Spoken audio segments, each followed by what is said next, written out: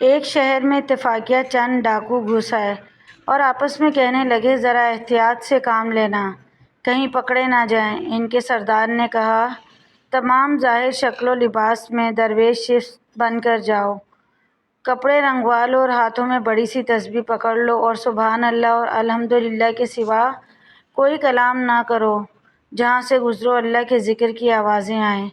پھر سب شہر کے مہمان سرائے میں داخل ہو گئے اور رہنے لگے۔ سارے حلقہ باندھ کر بیٹھ جاتے اور سوائے اللہ کے ذکر کے کوئی بات نہ کرتے۔ شہر میں مشہور ہو گیا کہ مہمان سرائے میں درویشوں کی جماعت ٹھہری ہے، سوائے ذکر کے اللہ کے کوئی کلام نہیں کرتے۔ شہر کے لوگ ان کی زیارت اور ملاقات کو آنے لگے اور دعائیں اور اپنی ضرورتیں اور حاجتیں پیش کرنے لگے، ان کی خدمت ہونے لگی۔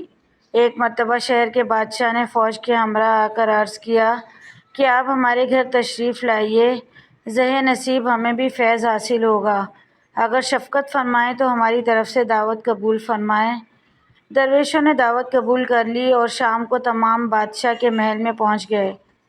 بادشاہ نے خوب تواضع کی اور پھر آخر میں اپنے ایک لڑکے کو جو فالج کا مریض تھا اور لا علاج ہو چکا تھا ان کے سامنے کیا اور کہا، آپ اس بچے کے لیے دعا فرمائیں، اللہ تعالیٰ اس کو شفا بخشے کہ سوائے اس کے میری کوئی اولاد نہیں۔